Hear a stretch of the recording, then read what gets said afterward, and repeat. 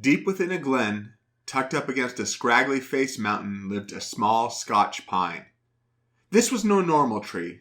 He was special. His shape was perfect, his branches were full, his needles bright and thick.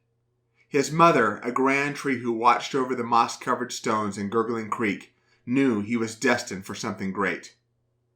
Little tree, you are beautiful, both inside and out. You will bring the true meaning of Christmas to a special family one day. Little tree glowed inside, for this was his greatest wish. More than anything, he wanted to be a Christmas tree and bring joy to a family in town. From the time he was a sapling, he heard the wondrous stories of Christmas. The birds who nested in his branches told him of the twinkling lights, the tinkling bells, and the towering star decorating each tree. Every year, when the air became cold and the snowflakes blanketed the forest, the lumberjacks came to collect new trees for Christmas. Little Tree would extend out his branches and tiptoe to the sky, hoping he would get picked. "Too short," some lumberjacks would say. "Too skinny," others complained. Each year, Christmas would come, and each year, Little Tree was left behind. "Is there something wrong with me, Mama?" Little Tree asked. "Of course not, sweetheart. Be patient. You will bring the true meaning of Christmas to a family one day. Wait and see." Another year passed. The frost began to tickle the ground and the puffy, snow-packed clouds glided over the mountains. Little Tree knew Christmas was coming. "Is it time? Is it time?" "Any day now, Little Tree. The lumberjacks will be here soon." Sure enough, the next day the glen was filled with excitement.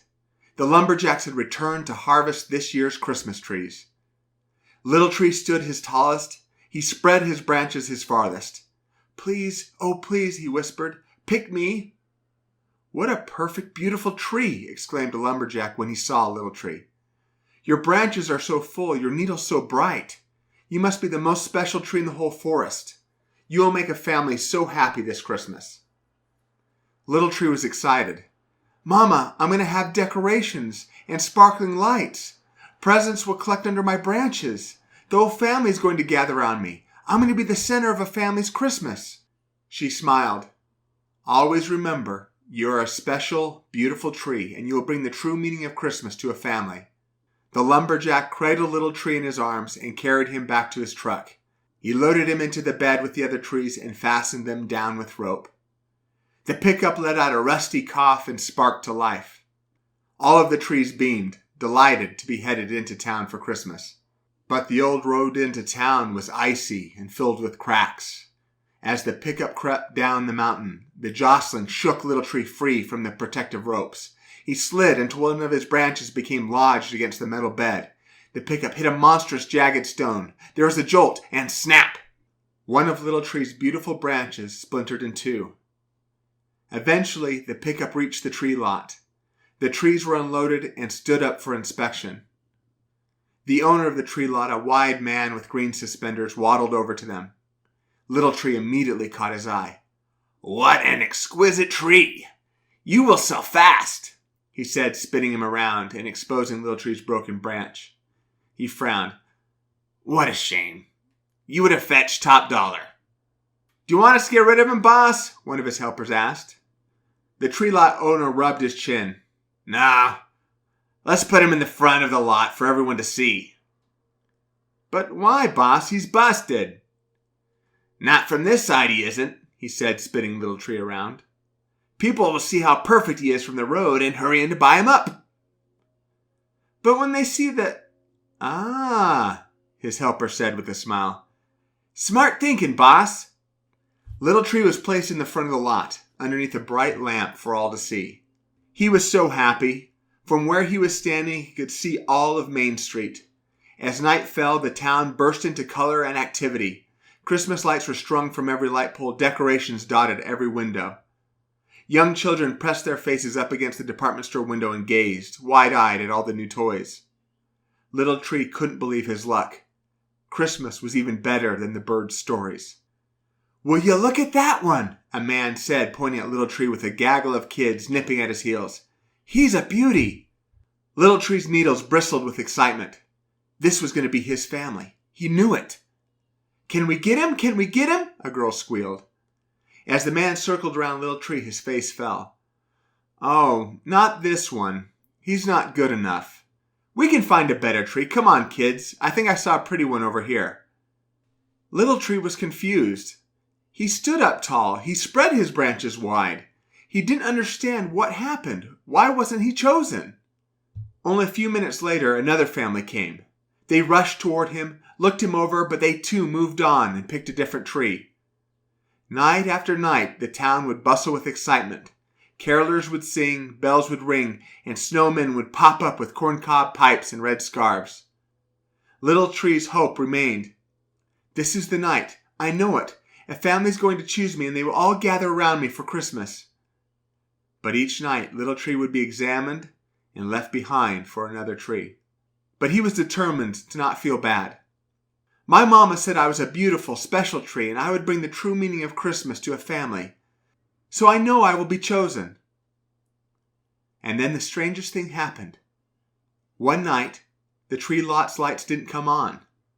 The carolers didn't sing, and the smell of chestnuts was no longer in the air. Why aren't the children looking in the department store window? Where are the families looking for Christmas trees? He puzzled. The next morning, a wide truck with mud-caked wheels backed up into the lot. The owner lumbered over to Little Tree. "Well, you served your purpose," he said. Little Tree was picked up in a huff and heaved into the bed. He wondered why he had been treated so roughly, but then, as the truck began to roll out of the lot, his confusion turned to excitement. "I'm going to the lot owner's home. I've been chosen. I'm going to be his Christmas tree." Little Tree started to imagine the sparkling lights that were going to be strung across his branches and the shiny star that was going to be placed on him like a crown. "All my dreams are coming true," he thought. You were right, Mama. You were right, Mama. I'm going to bring the true meaning of Christmas to a family." The truck skidded to a stop, and then the rusty tailgate was dropped. Little Tree was dragged out of the bed and thrown onto the ground. A plume of exhaust belched into his face, and the truck disappeared into the distance. He coughed. He looked around. There were torn boxes and wrapping paper piled next to dirt-covered items of all shapes and sizes. He squinted and saw a faded sign in the distance standing high above him. Garbage dump. Little Tree had been thrown away. Time passed. Slowly his bright needles turned brown and fell to the earth. Then his full branches began to wither and curl. The snow was replaced by black crows hopping through the dump, looking for an early spring snack. And then the summer sun beat down on him. He could feel his bark peeling away and his trunk becoming tough and stiff. Alone in the garbage dump, Little Tree often wondered what he had done wrong. Why hadn't he been able to be what he had wanted so desperately to be? Then one day he felt it. The north wind blasted across him, and he knew it was time. Christmas was coming again. While he lay there thinking about the lights and carolers he wouldn't see this year, a grisly-looking man trudged through the garbage toward him. He had a short beard and a tattered coat. The old man kneeled down next to Little Tree and ran his hands over him. "You'll work perfectly." He lifted Little Tree over his shoulder and carried him out of the dump. As they approached the man's cabin, Little Tree saw the glowing fire through the window. He sighed. "Well, at least I'll be able to keep him warm this Christmas season." Little Tree was brought into the cabin and laid on top of a wide table. The man began breaking off his splintered branches and clearing away his dried bark. He carefully split him into equal-sized pieces. "I guess this makes it easier to put me in the fireplace," Little Tree thought. He couldn't help but feel a little sad. Oh, how I wish I could have brought the true meaning of Christmas to a family at least one time. The man pulled an old knife from his back pocket. His hands moved slowly and deliberately. He worked on each piece, carving a part here, smoothing a corner there. He took wood polish and caressed Little Tree until he shined with luster. He took each piece, lovingly wrapped them, and put them into a box. Little Tree could feel the box being lifted up and walked outside. He heard the motor of a car, and then a few minutes later the clunk of a closing door. He was carried toward the sound of singing that grew in strength with each step. There was a knock on a door and then an explosion of sound. "Grandpa!